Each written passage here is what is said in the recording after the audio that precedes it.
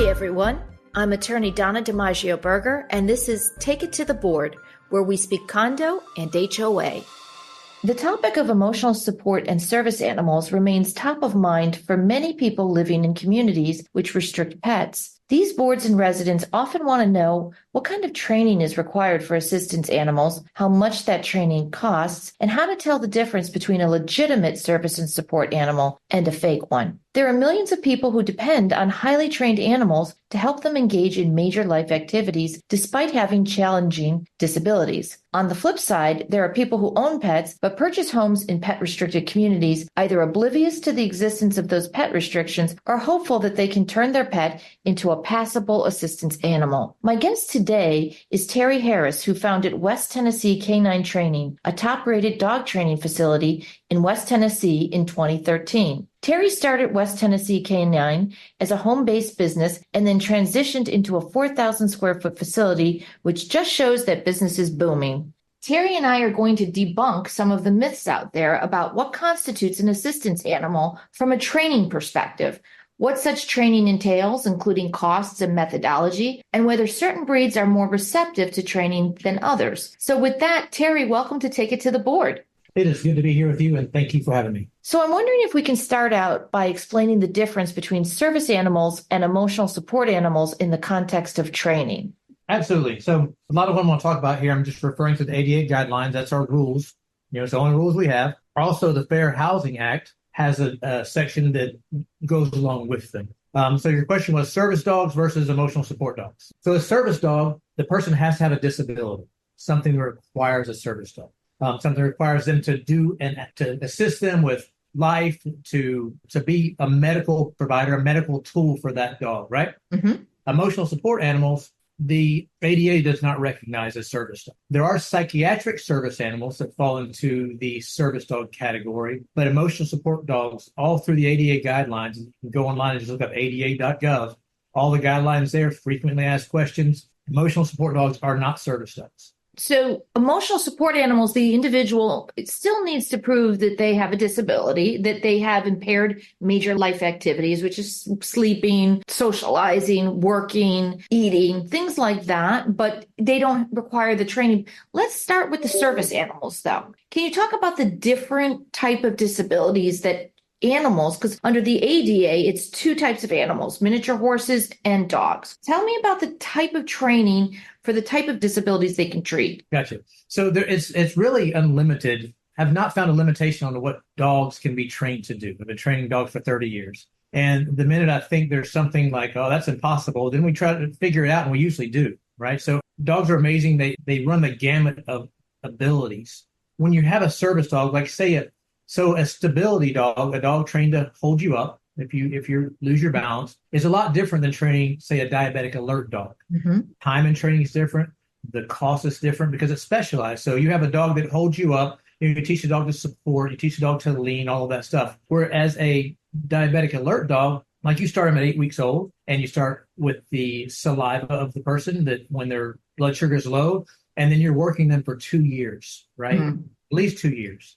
And even longer in some cases. So depending on what the dog has to do, the risk of life involved. So a person that loses their balance and falls is less likely to have a serious injury than someone who goes into a diabetic shock, diabetic coma, and could die. See what I'm saying? And so with every skill these dogs are learning, we have to look at like, okay, is this a life-threatening thing? Is this a thing just to help you navigate? A little bit of my background, I grew up with a mom that had polio. She was disabled. She wore braces. And that's kind of how I started messing with dogs in that context, because like a dog, if our dogs got in front of her, she would fall over, right? But when she fell over, she couldn't get up by herself. So tell this big old mutt dog we had to come over to her, and she would climb on him and stand up. I've just always been good at that. Oh, wow. Okay. So as a kid, I started out working with horses, rodents, birds. I've just always loved training animals, seeing what I could get them to do. And so I just progressed into it my whole life. Something I'm good at, right? Now, when you're teaching a dog to do a specific task, when they perform it in your home, that's one thing, but can they perform it in public around distractions? Mm-hmm. There's so many factors that go into this. The dog gets halfway through training and just, does everything great except maybe growls at people, he can't be a service dog. So I wanted to talk to you about that because a lot of people, myself included, have the perception of service animals that they are not aggressive and that they don't really engage with the general public. They are there, as you said, almost as a medical tool for their disabled human. Yeah. And when I've seen true service animals in the airport or in a restaurant, they're really not interested in other people. Is that a correct perception? Absolutely. We teach them to ignore everything. And we do that by putting them in super busy environments and training them in those environments. But all of it's tuned out. The reason you can't pet a service dog, or we ask you not to, not because the service dogs don't like to be pet, because they do, because every time they see a human now, they're going to say, oh, I want that affection. I want that reward. And then it gets them off of their job. So yes, a service dog should be out of the way. It should be tucked under a chair or a table. It should not interact with the public. And as you have young service dogs coming up, like you'll think they're solid, and you get them in public. And experience we had a few weeks ago with one of the dogs we were proofing. We were in the airport, and the police officer was driving those big hover around things. I don't know what they're called. And the dog was like, "Oh my gosh. Like, we don't have one of those at the facility, right?" It was a new component. It hadn't seen that. And it's big. The police officer on it, he's going, "Hey, puppy." And to the dog, that's a big alien, right? And so the dog got a little disruptive. We took it to the side, calmed it down. But then we used that. We said, "Hey, Mr. Officer, can we use you as a training tool?" We start desensitizing the dog to that thing. So to your question, dogs have to be calm in public. They have to be under control. That's the huge component. You can have a service dog that does great in your house, but taking them into public and they're lunatics. I would say one of the biggest requests we get with service dogs, even after they've gone through service dog training, because a lot of times they're trained out of town, they come home, and the people have problems with them. It's usually in public. So we call it public access training, sliding doors, just weird things that you just can't train for everything. Public access is so important because it sets the stage for this service dog. It's an example for what service dog should be. And then when you see something outside of that, you're like, that's off. So that's interesting. Is the training ongoing, Terry? In other words, I collect my service dog. Maybe you've trained this dog for 2 years to detect seizures. I had an uncle that had a seizure dog, particularly important when he was driving. Dog would alert him, he could pull off to the side. But let's say he picks up the dog has had extensive training, but as you say, out in the field, new conditions are encountered. Would that person then reach out for additional training for the service animal? Absolutely. The training for these dogs, it never ends. You're always doing follow-ups, brush-ups, because also, in addition to the dog just getting rusty, especially if they're not in an environment a lot, or a new dynamic in the environment that changes things that it hasn't experienced before. Dogs are always going to react to the things they don't understand, right? And so if they don't understand something, they only have their mouth to make it go away, right? So it's a growl, a bark, a lunge, right? Another component to that is dogs are trained, usually service dogs, very young. Occasionally we'll have a dog that just picks up on his owner's diabetic needs, right? Just starts to get it, but can't be in public because it's a lunatic. So we do public access. So that's a component too. But when you have these young dogs you're bringing through training, putting all this time into, they're usually out of our hands roughly by 2. They're not here every day. Well, just as we age, dogs age the same way. So between 0 and 1, the dog is puppyish. From 1 to 2, it's starting to develop hormones. And by 2, it's fully developed. And sometimes you get some pushback. So you may have problems that you did not have when the dog was 18 months old. Then now you're starting to experience when the dog is closer to with maturity. And all of that is hormones, just like a teenager, wants to buck the system, wants to, really show you, because I know it all. And then as we get the dog through that, it's pretty simple. But then as the dog starts approaching 4 or 5 years old, they start to go into cognitive decline. As early as 4 or 5?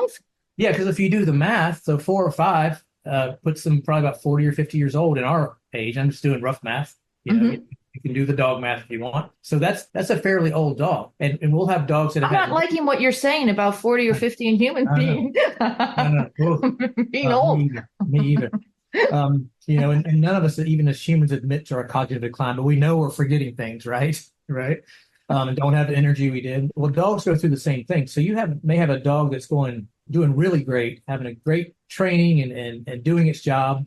And then about 4 or 5, it may start to get grumpy toward people. It may start to do things that it hasn't done before.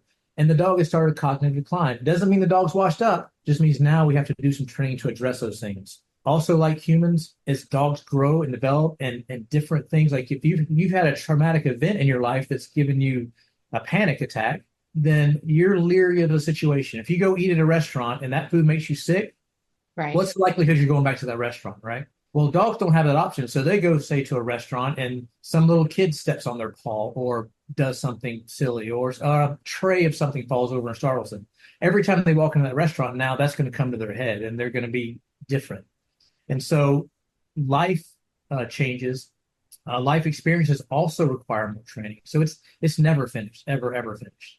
You know the old saying that you can't teach an old dog new tricks. Is there ever a point where a dog just can't be trained as a service animal? It's just too old. Absolutely. And you have to look at performance too, mobility, size of dog, all of that stuff. Like, can a dog reasonably get in and out of a car? And as far as age goes, you also have to look at, like, to train a service dog, you're looking at about $20,000 to $30,000, right? So if you have a 5 or 6 year old dog with a life expectancy of 10 years, it's going to take you 2 years to train it. Well, when you get the dog back, you only have a few years. Right. That's if it doesn't go into excessive cognitive decline.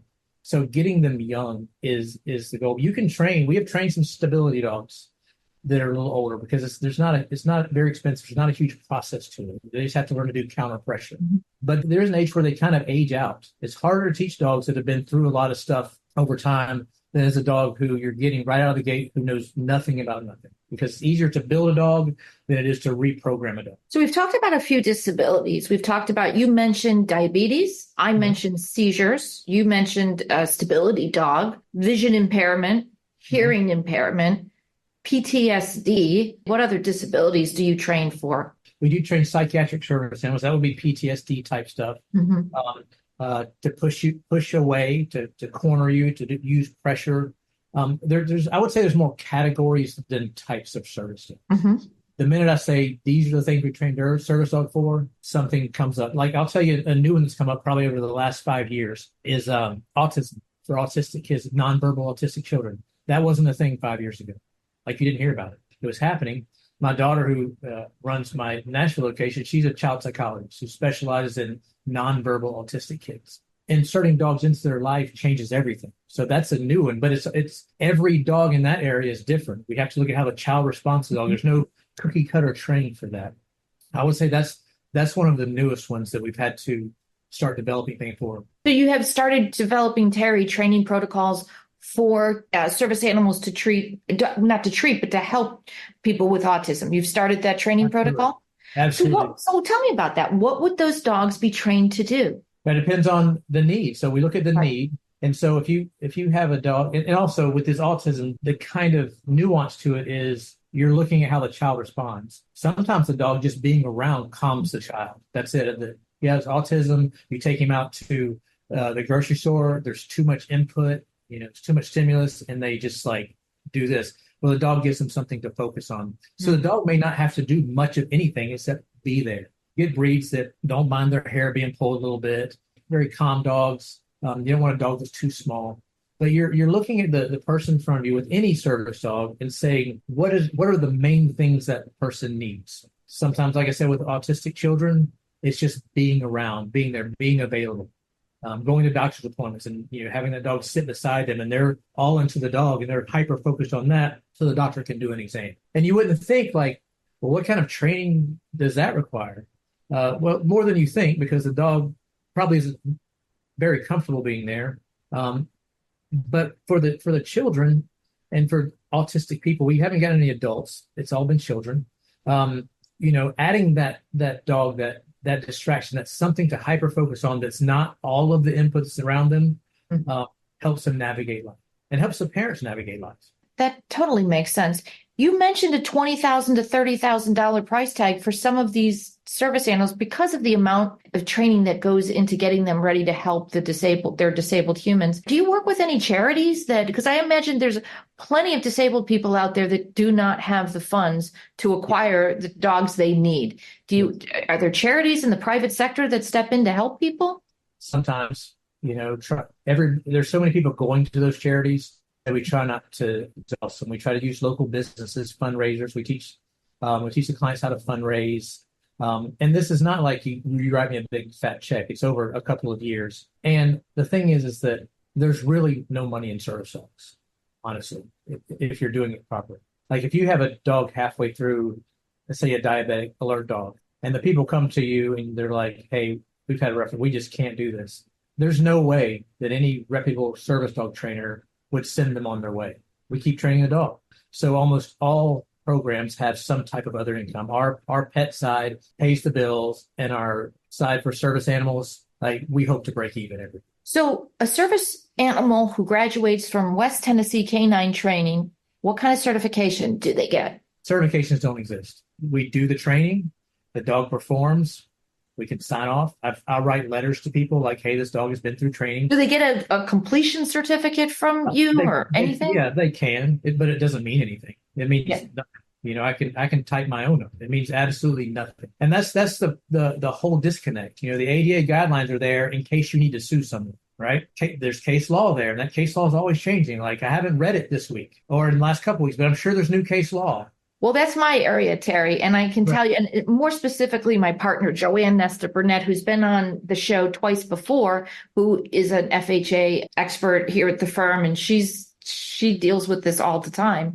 But you're right. A lot of people will print out those certificates and they'll do the training vest that say service animal. Mm-hmm. Do you provide those? We don't. They don't have to have it. But to your point, though, Terry, because if it is, let's say, it's my service animal, I'm in a restaurant, I need this animal, I don't want people coming up and treating it like a pet. Is that perhaps the motivation for some people to put the service animal vest? And all service dog people, they use vests for that reason. That is the only reason they use them. They're not required, but it just makes it easier for people to identify a service dog. You're not required to use a trainer to train your service dog. You're not required to have a vest or any type of identification with your service dog. Actually, ADA guidelines say that the stuff you get online is irrelevant, does not matter, means nothing. You're not required to have a letter from anyone saying that you have a service dog. So at some point, I don't know how it all works, but we're going to have to figure out how to rein this in. Right, because one of the things I started out talking about in the introduction is there is no shortage of fake service animals out there. So, Terry, when you're in the airport or in a restaurant and you see an animal with a dog with a service animal vest and it is not acting like a service animal, what do you think? It's not a service animal. And, in all of the guidelines, read them, everyone that talks to I'm looking at here, apartments, churches, gyms, they can ask you to leave. If your dog is not under control, they can say you have to go, right? Or your dog you can come here, your dog has to go. They have the right to do that. Every business you go into, every apartment you go into has the right to say, hey, that dog is disruptive and it can't be here. Dogs can't be sitting at the table with you. You can't be sitting in the booth. You can't feed them from the table. Then you go into health department laws and rules. And whether it's a service dog or not, these are the health department rules. In our facility with all the dogs, like we can't have a whole bunch of service dogs in there because we have training dogs. And so the people who have service dogs, they put them outside the training area in a kennel. That's what they say during. What's happening, though, Terry, is that a lot of the business owners are not aware of that, or they've been threatened by people with the animals saying, no, you can't ask me anything. You can't talk to me about this animal. Leave me alone. Now, the business owners who are a little more sophisticated in this area know that, again, as you said, the animal needs to be under control. It needs to be acting in a manner that a service animal would be acting. But in a lot of spaces, I see people who are really afraid, and they know that this really isn't a true service animal, but they're a little frightened because they've been threatened of litigation or something else. That's becoming more and more of a problem. And as you said, if we can just get a handle on it. A lot of people call the police. No, they won't let me have my service dog. You know what the police say? What? We have no control over that. It's not what we do. Right. You have to get an attorney. You have to do this stuff. This is not a law. These aren't laws. Like they're not a law. It's a guideline to follow. And the guidelines change based on who won the last suit, right? And would you agree that the ADA guidelines are not laws? Well, they're guidelines. So if there is a suit, that then the court is going to take into account what the guidelines say and whether or not they were followed, but that in and of themselves, they're not. Right. And so that's just it. They're a rule book for us to try to peaceably live with. So say you have a service dog. It's not a service dog, but you take that dog to Starbucks with you or any restaurant. You walk in, the dog has a vest on. That dog goes under the table, lays down. You eat your meal. Nobody knows the dog is there. You get up, leave. The dog goes with you. Do you think anyone will question that service dog? I think usually not. No, that's the thing. How is the dog behaving? We went to a restaurant a couple of years ago, and this little fluffy dog on a retractable leash walks by us and had feces stuck to its backside. Got in a booth beside us, got up in the booth with the people, and I didn't say anything. I just asked to be moved to another booth. But they did ended up asking the people to leave, and there was a big commotion, right? But the dog smelled like poop. Well, the dog smelled like what it was carrying around, but Yeah, so that was likely an emotional support animal, which is a completely different beast. yes. And I have seen, pardon the pun, by the way, I have seen more restaurants and businesses pushing back with signage that says we are only going to admit legitimate service animals, not emotional support animals. Right. And you can't really ask, but let me also tell you this. I have my other one passed, so I'm training a new one. He's 6 months old. His name is Scooter. We call him Little Dude. But I have PTSD. And when I travel, I take a dog with me, right? When somebody asks me what that dog is for, I tell them. I don't say, well, you can't ask that. Right. Anybody with a legitimate disability, growing up with a mother who had one, a serious one, when people would come up or kids would stare at her, she'd say, come here, you want to feel my brace? You want to feel my cane? To educate people. There's nobody with a serious disability or a legitimate disability that is going to not be happy to tell you what their dog does, because they want people to know what service dogs are, how they look, how they perform. So the first indication that something's up is I don't have to tell you anything. So the defensiveness. And if I walk in my place with my dog, I don't medically have to have my dog all the time. If I walk into a place, sometimes when you go in a restaurant and it's people from like India or different nationalities, like they're terrified of dogs. My former service dog was a Doberman, not the best choice of dog for a service dog. It just happened to be what I had and needed at the time, right? I had one growing up. They're amazing dogs. But, people see them, they're like, oh my gosh, a Doberman. I could tell when I walked in, their eyes got giant. And so I walked out, put them in the kennel, air conditioned in the car, right? It's running. And I went and ate, because I saw that it made them very uncomfortable. People with service dogs will absolutely see that you're uncomfortable and try to accommodate. And then the restaurants have to accommodate you to a certain extent, but you also have to accommodate them to a certain extent. Doing what you've done all these years, I'm assuming you know a lot about dog psychology, what they like, what they don't like. You've seen a behaviorist of sorts. I've always asked this question for the emotional support animals, not the service animals that are there because they're helping somebody, but the emotional support animals where people are bringing them wherever they go, to the movies or the restaurant or this. Do dogs really like being dragged around everywhere like that? If they're acclimated to it, they don't care. Whatever you make part of a dog's normal everyday life, it's what they adapt as theirs. When we get a new client, we have this huge questionnaire we give them. Where do you go? What do you do? What are your hobbies? All of this stuff. And if they're a movie buff, like, guess where we go with the dog? To the movies. If they like going to sports games, guess where we go with the dog? To a sports game first, right? So the dog has been acclimated to all this stuff. Then the dog is impartial. They don't care. But when you take a dog that has not been experienced or hasn't experienced much or been trained in that area, and you take them to a new environment they don't understand and that scares them, then you have the barking and all of the stuff, right? So right. You have to train in the areas that people are going to be. The dogs are indifferent. Some dogs are more confident. We do get dogs that, they do great with training, but they are not confident enough to navigate like a sports game. Sometimes people get two service dogs, one for the house, one for out, and that way they can get a rotation. As long as they're accustomed to it. And so you answered my question, because I've always wondered that when I'm looking at all these different dogs, some look very happy, some look miserable. I had a boxer. We had a boxer in our family for years, Bachi, and he would be much happier at home on the couch than being dragged out everywhere. And that's just the way it is. We have one of my dogs, we started as a private security company. She's my detection dog. She'll find drugs and guns and people, right? She doesn't like to go anywhere. She doesn't like people. She wants to be left alone. Just leave me alone. I want to go do my job, right? When people come over, we don't let her out in the house. She doesn't care to be around people. My other dog wants to be around people all the time. So a lot of it is the dog's personality or natural inclination to what they're drawn to. And that's what we look for when we're choosing a dog to train as a service dog. How confident is it? How people-oriented? How does it do with different distractions in an area? Is there a gender difference, Terry? In other words, female versus male dogs in terms of their potential as a service animal? So technically no, but I'm going to tell you my personal take. Okay. I don't know if there's any science behind this. This is just training dogs.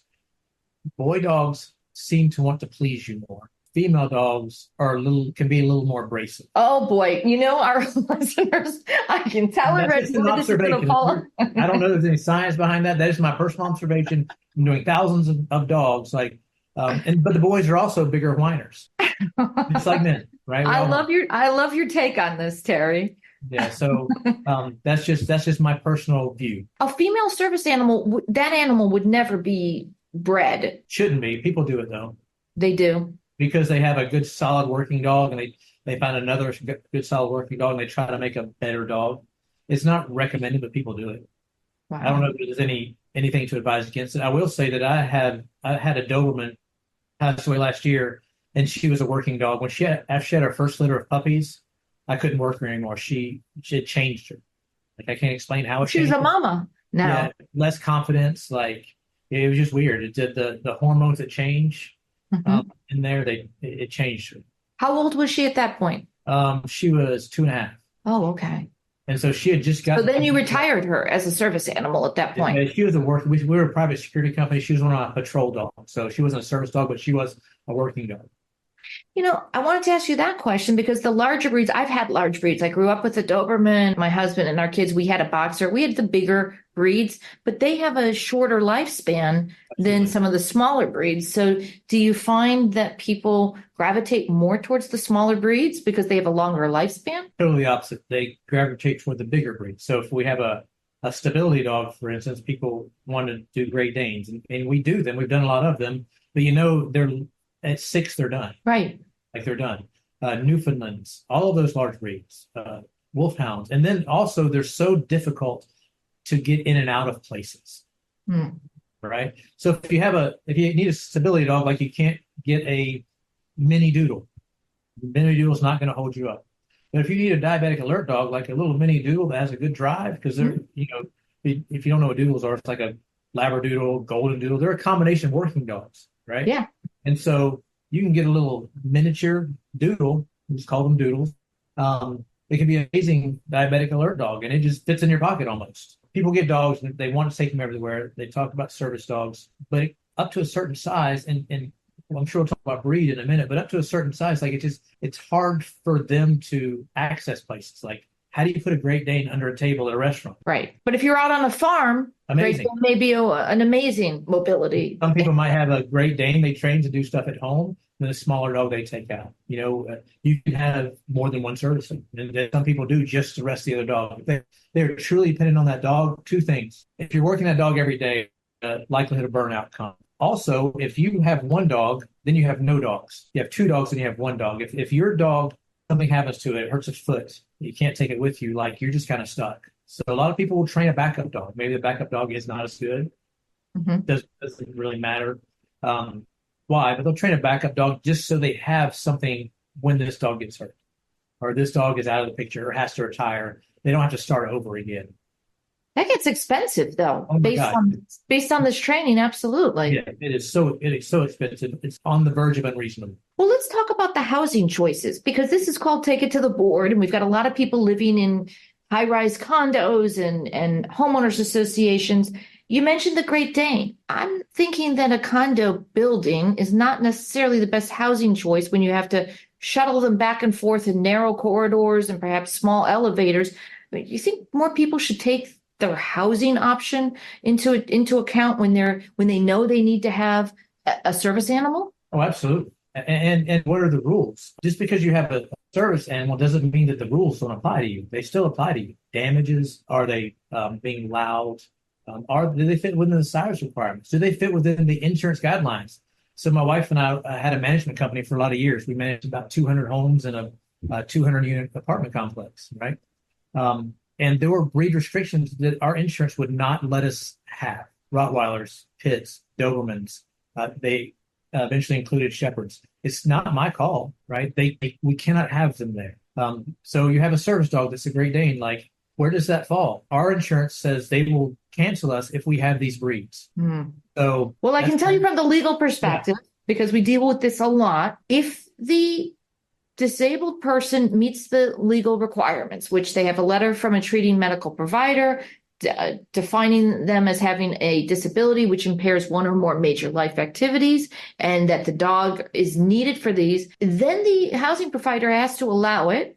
as long as it's reasonable. It becomes unreasonable if that animal's displaying aggression towards humans or other animals, if the owner's not, if they don't have them under control, they're off leash or they're on one of those retractable ones. The owner's not picking up after them. The owner leaves them in the unit all day and it's barking. So at that point, the accommodation wouldn't be reasonable. I did want to ask you about true service animals. Do they ever display aggression towards humans or other animals? Yes, because they're dogs. So I'll give you a personal story. I had my dog in an airport, my Doberman, under the seats. We were in a little corner. Nobody could get to us. He's asleep. I'm sitting there reading. I look up and this person's going, "Doggy, dog," and moving toward me. And he opens his eyes and sees this person coming toward us and lost his mind. Dog sleeping, open, strange person. Oh my gosh, I have to use the mouth to make them go away. Of course, I said no when he stopped, but not before the whole airport staring at us, right? Then I asked security if I could take him through an outside door on the tarmac, let him calm down, and he accommodated, right? So yeah, they're still living, breathing creatures. What was that person trying to do? Pet him? I don't know. Your guess is I don't even know how she saw the dog, how I had him, right? Like, I don't know, but dogs are still living, breathing, thinking creatures. You startle them, they will bark at you. They hear something they don't understand, they will bark, service dog or not. So dogs are going to be dogs, and it's up to the handler to rein them in. The dogs aren't standalone medical devices. And listen, Dobermans in particular, I know this from experience, are extremely protective of their owners. Yes. I mean, it's one of the reasons our parents got them. I grew up in a family of 4 kids, and Rocky, our Doberman, was extremely protective if anybody came up to us. Yeah, and not the best choice for a service dog. Perhaps not. Well, let's talk about breeds. If, in your opinion, can you give me the top 3 breeds that you think make the best service animals? Oh gosh, retrievers usually do. I won't go to breeds. I'll go to types of dogs. Retrievers, because you can have anomalies in any breed. Right. So you're talking working class. Working class breeds. They have to have drive to work. So a lot of people get pits that want service dogs. Like, we lovingly nickname them potatoes because they don't want to do anything, right? There's no drive to work there. Not to mention, because it's a pit type breed or looks like that, getting them into places, you get more pushback than any other breed, right? It's not working. They have bad PR, Terry. They do, and I've never been bit by one. I've bit by more Chihuahuas and German Shepherds, and I don't think I've ever been bit by it ever. They just don't want to do anything. There are exceptions to that, but not a lot. So the doodle breeds that with the Labradoodles, Golden Doodles, as long as they have a good bloodline and a good drive, those have proven to be very good dogs. There are a lot of upkeep and maintenance. So, breeds like German Shepherds, like they can be trained to be a good dog, good service dog. However, they lean on the tendency of being reactive and very protective. They're guardian dogs, right? Herding dogs don't make the best dogs in public, so. Talking about like the Spaniels? And the Beagles? The Australian Shepherds, cattle dogs. Oh, okay. They're smart. We can get them to perform a lot of tasks, but they don't usually perform well in public. They don't like people messing with them, right? I would say those are some of the breeds that we like the best. But we open the door to any breed that'll work as long as they have a drive to work.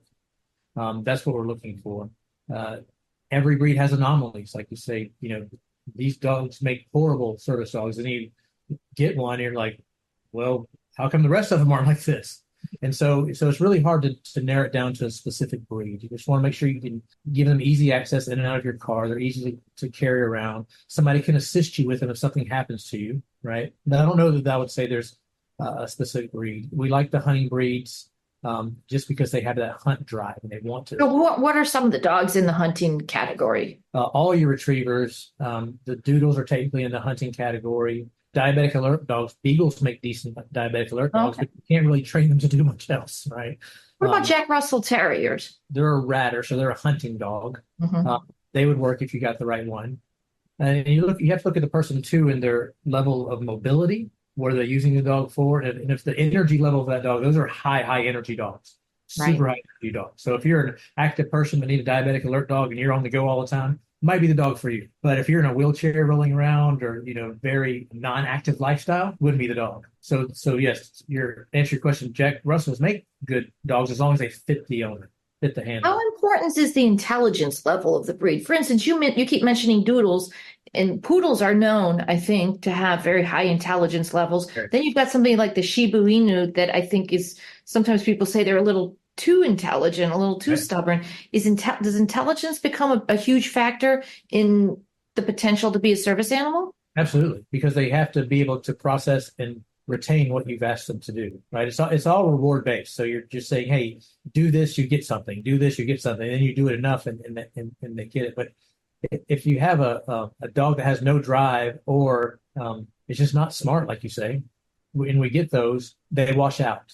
I didn't say that, Terry. I would never accuse any breed of being.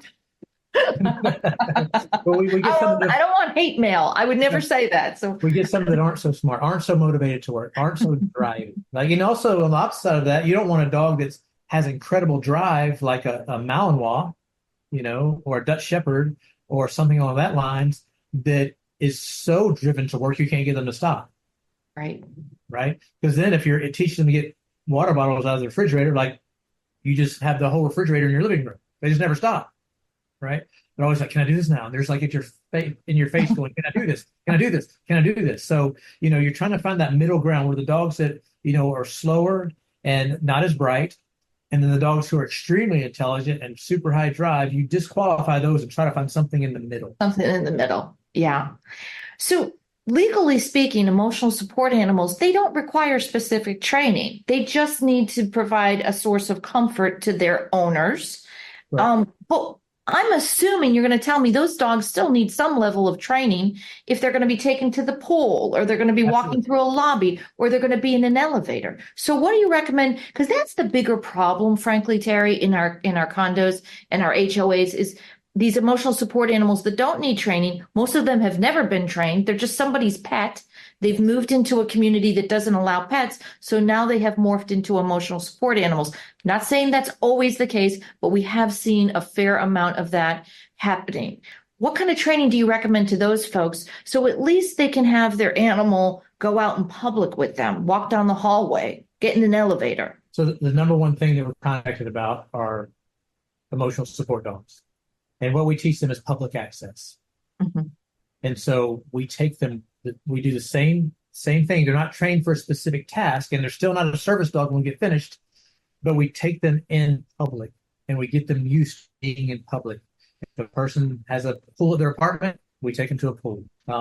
And that public access is the key to stopping people from complaining, right? And keeping dogs in check. A number of times I've been in an airport, and you have to unclip your service dog so that it walks through the metal detector, right? And we kind of stand there and wait, like, who's chasing this dog, right? And as soon as they take that leash off, that dog's gone, right? And so those are things that disqualify the dog as a service dog.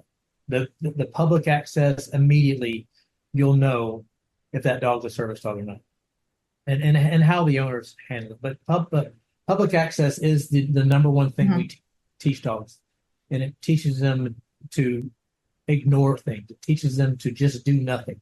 I would say not jump on people. Just do nothing, right? What is your job today, dog? Your job is to do nothing. And that's actually a command, right? Just to turn the dog off switch. So no matter what's going on around that dog, it doesn't even look, right? Because it is under command, no different than sit or lay down. The dog is under command to do nothing. You put a service dog under a table, or support dog under the table, and you tell them to down, they should not move until you tell them to do something different. And that is the difference between knowing this is a trained service dog, or somebody who's saying they have a service dog. Or it's even just a trained ESA, emotional support animal. Your point is so significant, though, Terry, because I think you're right. I think what's driving a lot of the angst is the behavior, right? Mm-hmm. Like you said, even if it was a fake ESA, if it's a well-behaved fake ESA, it's going to probably draw less attention and less hostility because it's just sitting there, as you said, doing nothing. Yeah, no, I don't know anybody that would say that's a problem. If you have an issue, if you're in an apartment, like, they know you have this dog, and so you can be at the pool. If you're a guest that comes in, there's going to be a little more red tape to go through. Yeah, so you're going to have to clear that with management first before that dog can come. The process of clearing is very unclear. So we've got people who don't want to pay for any training. Let's talk about just pets. It's not an ESA. It's not a service animal. It's just your pet. And they don't want to pay for any sort of training. They think they're going to train this animal themselves.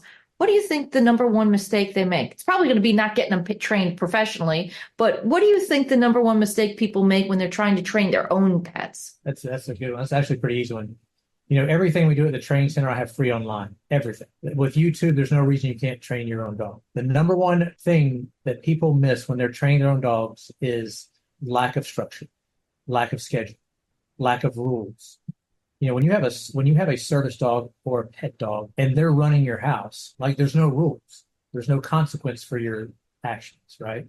And when I say consequence, I don't mean violence, I don't mean anything like that. But you absolutely cannot do this. Having a dog on a leash in your house, if you completely take away the term dog training, because we're really not training the dogs, right? We are patterning the behavior. We're doing the same thing with the dog over and over and over again until it becomes a pattern behavior. If you want to lose weight, if you change your behavior at once, you'll stay on your diet for a month. If you gradually change it and start to make it part of your lifestyle, right, and create time for it, then you will create permanent change. That's what we're doing with dogs. That's what people miss out on. They teach all the stuff, but they never get the dog in a structured environment where there are rules, where there is a bedtime. There's a time you get up. When you're new to my house, you're strapped to me, and I'm showing you my routine. Structure is the number one thing that changes a dog's the quickest. It's a lifestyle. It is a lifestyle. You eat at a certain time. You go to bed at a certain time. Almost like with children. It is like with children exactly, except it's easier because they can't reason with you. And kids just like, all my kids always told me why they needed to stay up later, right? I've never had a dog do that. But keeping that structure when, I have a little puppy, Scooter, and from day one, like we had him on nap schedules, just like a human, right? And at 9:00, he'll stand up. He's 6 months old now. He stands up, walks to the door, and we have a kennel building outside where he sleeps. And he walks to the door and waits for you. And he'll lay there until you come to the door. And then he walks into the kennel building, he gets his kennel, we shut the door. I give him a little peanut butter with Kong in it because it makes me feel good, right? And he's good. But he's been on that same schedule since he's been with us. And that is what truly changes dogs. And then creating a negative for unwanted behavior. That's it. Do I have to ask you if there's any emerging trends in training? And before we delve into that, I'm going to give you my own observation. Okay. When we grew up, our dogs were house trained almost immediately as puppies. Now I find that dogs are not fully house trained. People have these pee pads, and it seems like there's a lot of accidents. And I don't think the dogs have changed. I think human behavior has changed. Oh, absolutely. And I'm not going to guess your age, but I kind of know. I've read about you, right? Uh-huh. And so, like, also when you were growing up, dogs were largely outside dogs. You didn't have all the dogs inside like we do now, right? Usually mom had a small dog inside and the big dogs are outside, but for the most part, they were still dogs. And so you can go back 15 years ago, 18 years ago, maybe, and see the line where marketing made the dog part of the family. And so marketing made you look at this dog as if it were a human. And we don't know how to relate to dogs other than the way we relate to humans, because we're not dogs. And so a dog comes in and we have to give them all the stuff. And, we have to, oh, it's okay, baby. It's, and here's a comfortable bed for you. Why do you show up your bed? I'll get you another one, right? And so through marketing, genius marketing, it's why we're so busy, right? Is because they made dogs part of your family now. Where dogs before were dogs. They were pets. They were in your family, but they didn't generally watch TV with you and do all the stuff. And you didn't dress them. Did you ever dress your Doberman up in clothes? No. Right. No. Why not? Because they didn't have them. Right? Now you can go to the store and buy a whole wardrobe for every day. Right.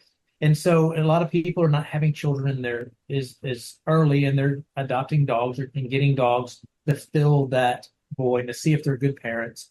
And so we've humanized dogs. And that trend during COVID escalated 500% during COVID. So are dogs evolving and getting to know us better? No, dogs are a product of their environment. They're a product of what they come out of. When I get a dog, I can tell you, after spending a day with that dog, I can tell you largely what the home conditions are like, right? They're strictly a product of their environment. Give me an example of what a dog's behavior would tell you about their home environment. So we had an Australian Shepherd come in a few weeks ago. Um, the dog was just all over the place. I mean, would not focus on you. It's just, I mean, it took us probably a week just to get the dog to focus on us, right? And it was just very aloof, very flighty, very into everything. We got the dog trained. The whole family came to the training turnover session, and they had 5 kids, 3 of which were triplet boys, about 4 years old. Those triplet boys will be the best career criminals you will ever meet. They were good. They were good. 2 would distract you. The other one would go get into stuff. Then you go get that one, and you come back. Now there's only one, but the one's following you, and like they were in my desk drawers. They were in the back trying to let dogs out of the kennel like that. And the mom was just like, I don't know what to do. I give up. And so what I saw in that family dynamic was exactly how the dog acted when it came in, right? If you have somebody, mom may be nice, dad might be too gruff and hard on the dog, borderline abusive, right? Girls train the dog fine. I walk in and grab the dog, and the dog slams to the floor because I'm a man. I have a deep voice because what's coming next, right? And so we have to work them through that. So there's rarely a situation where a dog comes in where we can't say this is the home dynamic. Dogs tell a story. I can tell. That is so interesting. And I think we don't recognize that the dog is a reflection of the home. Right. And what's going on in it. Because it's not how we think. We think like humans. Like you're a reflection of your home. We are a reflection of the people we're around the most, and usually that's our family. If we have a toxic family, we have a toxic outlook on life. Right? If we have an argumentative family, we're argumentative. Right? In our house, it's calm. And dogs, you hardly ever hear from them because we do this. We don't do this. Or big ups and downs. We try to keep as steady as we can. For our listening audience, Terry is doing a flat line across the Zoom screen. Yes. Not a roller coaster. Not a roller coaster. Yeah, we don't want the roller coaster. We want a flat line as close as we can get. There will be some peaks and valleys. We want them to be minimal because we level those out, right? In terms of the dog training, do people still use those choke collars? Yeah, they're all kinds of tools. So choke collars is what I was raised on. And you're just yanking the heck out of the dog, right? Their technology is so advanced now that training is so less invasive. Like we start everything with food, slip leads. We have electronic collars that work like TIMS units. We have prong collars. If used properly, they're really good tools. But once the dog gets trained, like all that, those are training tools. Those are just training tools, right? Once you get the dog to a point, and all the technology speeds things up. So where in the past, something that may take us 6 weeks because of technology and new ways in training and new training tools, we can keep that dog motivated and achieve something within days what used to take us weeks. And that's it. But if you're not trained on how to use them, you can really mess up a dog. With the inconsistency. Too hard of a correction. You have to teach the dog how you're communicating with it. The leash is the communication tool, right? But if the dog doesn't understand what it's supposed to be doing, if you've taught the dog to do something, and they do it pretty well, and then you ask them to do it, and then you give them, say, a leash correction with a no, and then you give them the command again, and they don't do that 2 or 3 times, don't do what you ask them to do, there's a huge possibility that they don't know what you're asking them to do, right? And so instead of going harder on the dog, screaming at them or yanking, whatever, like go back 2 steps and do more repetitions. When a dog knows what to do, like they know they're getting something for doing it. So why wouldn't they do it? I mean, I was always taught to use 1 or 2 word commands. I see people today using sentences. Yeah, the dog has no clue. And when we start training dogs, we talk to them very little. The communication is that leash, right? I talk in a whisper. When I talk to staff in the training center, even my wife, they're like, what are you saying? Because I talk so soft every day, right? Because I want to be able to tell the dog to sit, right? I don't even know if you can hear that. Or a little hand signal, cut it out, right? When you see people training dogs, it's loud. Yes, good. Like do that in a restaurant. Well, you make a really good point. You do want to use your indoor voice because at some point you're going to need to give a correction when you're in public. Yeah, and if you do ever have to raise your voice, then it means something. Like I don't cuss very much. I just don't. I was in the Navy. Like it just never rubbed off on me. But if I drop a cuss word, the whole room stops because I never do that, right? So something's out of order, something's serious, right? Or if I raise my voice, like I don't usually raise my voice, but if I raise my voice, the whole room stops because now it has value. Like we have to teach these dogs what has value. They have no value to them is getting in your trash, jumping on you, bugging you for affection, scavenging for food, eating your undergarments. Like that's satisfaction for them, right? We're saying, no, that's going to get you in trouble, but do what I ask you to do and look at the food you get, the praise. You're always with me, right? So you have to flip that script. You don't want them chewing on your expensive shoes, Terry. No. But they're good in our shoes. The reason they chew on our shoes is because we have scent glands in our feet and it smells like us. Oh, right? is that what it is? Panties, bras, they go for that stuff. Very rarely would they grab your t-shirt. If they do, they chew the armpit out of it. It's true. We're getting a lot of good information here, folks. We're getting a lot of good information. What are your thoughts on doggy daycare and dog parks? Bad. Like we do a daycare at our facility, but it's a structured daycare. There's no crazy playing. It's limited to 5 dogs per group. We rotate dogs out. They're working on training stuff. They're learning to be calm. They're learning how to interact. So it's like doggy daycare is like throwing humans into a mosh pit, right? If you don't know what a mosh pit is, a bunch of people dancing, slamming around with each other, right? It's a great amount of fun if you're into it. But if you're not, like you're terrified, right? And throwing dogs in doggy daycares in that environment, dogs are responding to pressure. And it doesn't tire dogs out like people think. It actually keeps them in a state of arousal all of the time. Dog parks. I used to take my dogs to dog parks all the time. Now they're so popular, all the dogs are out of control. And even if your dog is under control, something's going to happen with the dog that's out of control. And what ends up happening is there's so much pressure being put on these dogs in these environments that the only way they can make it go away is by using their mouth. So now they start fighting. And so it becomes a part of their behavior. Remember, it's patterning. So now when a dog comes to me, close to me, I just go for the bite. Right? Some dogs thrive in doggy daycare. I know some dogs have been in doggy daycare since birth and they're, 5 or 6 years old. Most dogs do not. It's just too much chaos, not enough structure, too much pressure on the dogs. Also, too little staff for the amount of dogs. We have, for every 5 dogs in daycare, we have 1 person. You go to a doggy daycare, there's 30 dogs with 2 people. People used to leave their dogs at home alone when they would go to work. And now I think a lot of people think, my dog's going to be bored or not get enough exercise, so I need to take them to daycare.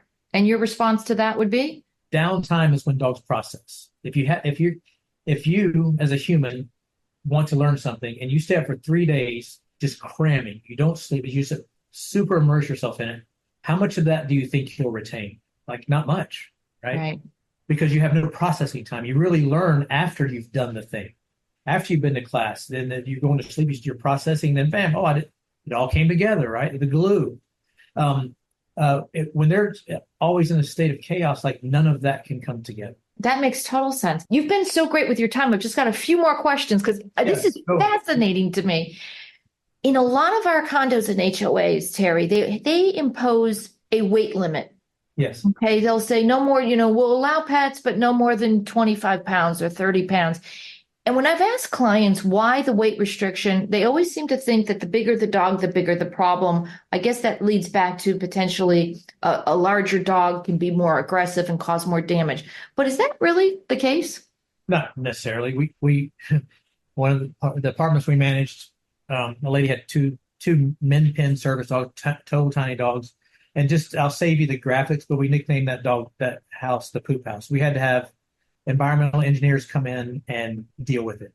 They're tuned to like $10,000. And these were 2 little teeny dogs that she never took outside, right? Also, the little dogs sometimes bark more. So in a lot of the communities, they don't want the nuisance. But is it your experience that large dogs bark more than small dogs? Oh, small dogs can be, large dogs can bark too, but it's also adjusting them to their environment.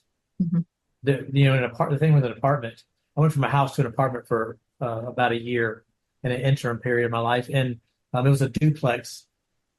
And I had to work on my dogs not barking at the neighbors next door because they're like, we're in the house, we're hearing this banging. So that too goes to training. I wouldn't say that small dogs bark any more than big dogs. Just more people in apartments have small dogs.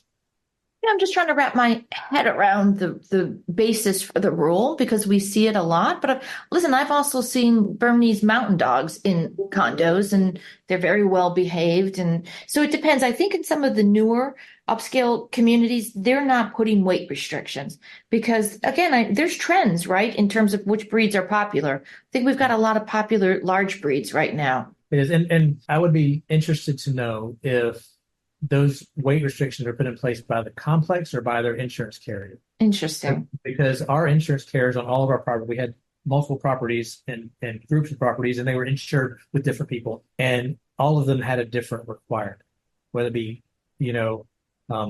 weight or breed, size, height. It was all across the board. So it would be interesting to know if that was put in place by an insurance carrier or if it was put in place by the apartment complex. From my experience, it's the board that's making the decision, or it was the developer originally for the developer created documents, but more often than not, it's a subsequent board post transition that has decided we want to implement these weight restrictions and sometimes breed restrictions. Then look at what you're asking though. So say you're in an 800 square foot apartment with 2 Great Danes, and they're in that apartment all day long, and they can't be in kennels because they're Great Danes. Right. Like, you can imagine what that apartment's going to look and smell like, in 6 months. Not to mention the comfort level of those dogs. I mean, that gets back to the question I asked a few minutes ago about, taking into account your dog's needs when you're making a housing selection. Absolutely. Absolutely. And also knowing that the folks that own these properties have the ability and the right to make their rules. It is their place. So if you come visit me, and you bring your dog, we have a kennel building out here. Your dog he can come in and visit with us, but at night, if it doesn't sleep with you, it sleeps in the kennel building or in a kennel. Those are my rules of my house because I don't want dogs wandering my house, right? It's my house. We have people that come pick up their service dogs all the time. The rules still apply, right? Because a service dog will pee on my couch. If it smells another dog, just like any other dog. They're dogs, right? And so we have to at some point say, well, these people own the property. I'm leasing it from them. And as long as the rules are reasonable, I have to abide by them, or you don't live there. Well, Terry, I'd like to have you on all my boards. You sound like you run a really tight ship. The thing is, you have these guidelines, you have your lease, you have a property owner and says, I'm going to build this property and it's going to be amazing. And we're going to keep it amazing because we're not going to allow German Shepherds and all these big dogs to make people fearful. For one, your neighbor sees a German Shepherd coming at them. We're like, oh, German Shepherd.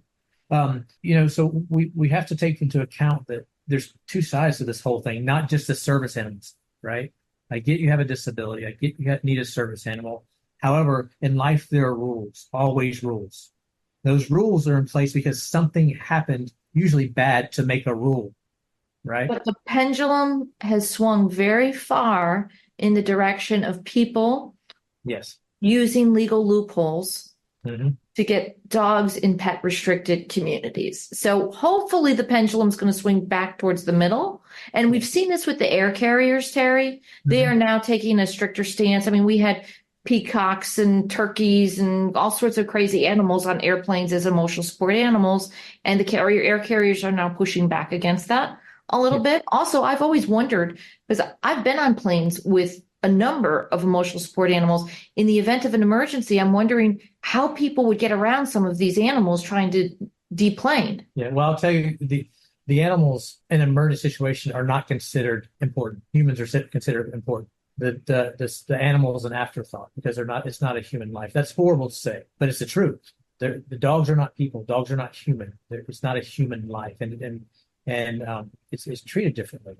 I was just reading a recent case from the airlines, and they are being strict. I just helped another trainer of mine. She's moving from here she has to go to Germany, and then she's moving to Spain. Well, her dog is solid. I wrote a letter, all the qualifications this airline needed. She paid her stuff, and they needed some more information, and they told her no. They told her no. She lost her money. She had to go find another airline. That is their right to do that. It is. It is their right to say, you've given us everything we've asked, and I would say probably because it was a German Shepherd, if I had to guess, right? Yeah. You've done everything we asked. However, we do not feel like this is a good decision for us to make, and you have to go with that. I was going to say, what was her reaction? Did she push back? Did she threaten to She's not happy. sue? Right. She's a dog trainer. She's in the dog world. She knows that they can do that. Right. Taking your dog to the zoo, like they can say no. They have hundreds of animals' lives at risk if your dog brings something in, right? And we have to respect the business owner, the apartment owner, if you're a tenant, the homeowner. Like there has to be some respect for this is their stuff, and they know how to manage it. It's not anything against you and your dog, but historically these things have happened, and we know this is a bad deal. Well, you know that there has been some erosion of respect across the board. So some people just don't like to be told no when it comes to rules that may apply to them. And Yeah, I'm that person. okay. Like if the wall says, if there's a sign on the wall that says wet paint, I want to know how wet that paint is, right? It's just my nature. I want to test boundaries, right? But as you mature in life, you understand, like, this is their house, it's not mine. This is their restaurant, it's not mine. And I have to be willing, if it doesn't fit within their guidelines, I have to be willing to go somewhere else, or have a conversation with them and say, hey, what can I do to make this work? You know, I like to eat this restaurant. Now I have a service dog. You don't like service dogs in here. Like, could I sit on the patio? Is there a back corner booth I can sit in? Just talk to the people. How can we work? Most people are reasonable if you're reasonable. Absolutely. Great point. Most people are reasonable. They want to help you. If you're reasonable. You have to give me this. Well, I don't have to do anything, right? You have to do this. Approach it like, okay, so I need an apartment here. Let me tell you in advance, I have a service dog. It's not ideal to have this type of service dog, but this is why I have it. And lead with that. Not sneaking around the back end, trying to get out of a pet fee, any of that stuff. Lead with that. And there's plenty of people that absolutely need these animals, and they come to places like West Tennessee Canine to get the training. Right. And if the people say no, they say no. I am going to say as the lawyer, there are some legal consequences. So make sure you're speaking to, if it's an association, make sure you're speaking to association counsel before you say no. Make sure you properly evaluated the request. Can I add on to that? No. Mm-hmm. If they say no and they're in the wrong, then they're in the wrong, right? But if you, as the dog owner, have done everything you can do, provided the information that's been requested, and they still say no, then that's different, right? But if you Terry, I always tell them, boards should not rubber stamp these applications, and they shouldn't deny them out of hand. They need to be thoughtfully evaluated. And let me take it further, case by case, and not by the apartment manager. There needs to be some place that can be elevated so it takes emotions out of it. And also, if whoever's looking at these on the board says no, it relieves the apartment manager from having to be in that position. It's not their decision. This is our rules. Let me elevate it to the board, or whoever that person is, the owner, whoever, with all the documentation, and let's see what rule they make. Work with counsel. If there are legal repercussions, and whenever the question is there a liability if, my suggestion is reach out to attorney. So whether it's the attorney for the apartment complex or the attorney for the association. I did want to ask you a completely off the wall question. Is that okay, Terry? Yes. But as long as I have you here. Yeah. Cloning of dogs. Have any of your service animals ever been cloned? No, they haven't. But it's going to happen eventually. I think so because somebody can get so attached to that particular animal, right? They would, but if they were cloned, like, would they have this? Would they just be born with the same understanding and knowledge, or would you have to teach them again? Like, I don't know. I don't know anything about cloning. It's a fascinating question, though, isn't it? I mean, right up until now, the only people that I've read about cloning animals are celebrities cloning their favorite pets. But I'm wondering, in the service animal space, this is an animal that you depend on to be. And again, if you're using a larger animal that only has a 7 or 8 year lifespan, whether or not this is going to be something we see in the future. I'm going to go with yes, because just the way things are going, technology is advancing so fast, but we still don't know, like, will they come out trained or won't they come out trained? Like, yes, they don't come out trained, but they come out with the same personality that made them a good choice in the first place. Yeah. As a service animal. I've told you that I've had a couple dogs. I had dogs growing up. We had a dog for 12 and a half years, but I am now a proud cat owner, Terry. Okay. And I would like to know, how come there's never any formal training for cats? Well, Can cats be trained? Yes. One of my trainers actually used to train cats at SeaWorld. And I said, well, how would you handle it if the cats didn't do what you want them to do? She said, we take them back to the shelter and get another cat. Oh, that's mean. Because they use all shelter animals for all their stuff. But the thing with cats is you can teach cats to do stuff, but if they want something and want to do something and you keep them from doing it a certain way, they'll just find another way to do it. Like the cats are never really completely tamed. Like if as long as your cat has claws, if you turn it outside today, like it would live. If you never fed it again and put it outside, like it would live. Well, isn't that true for a dog? No. Really? Not at all. Dogs are not instinctive hunters like cats. If I put my dogs out, like I would have to wake up to let them in. They would not leave. They wouldn't go chase down a squirrel? No way. Okay. No way. If they did, it would be lucky. Even the hunting breeds? They may eat turtles and things, but they would go through trash. They would do that. Dogs are opportunists at this point. They're so domesticated that there are certain breeds and dogs that would be able to do that. The majority would not. Well, how do we domesticate these cats? I mean, I have a lovely cat. They don't. It's their DNA. It's their genetics. It's like, trying to make you an elephant. Like, it's not going to happen. It's because you're genetically a human. Like, we can't flip a switch and say, this week I'm going to roam the plains of Africa as an elephant.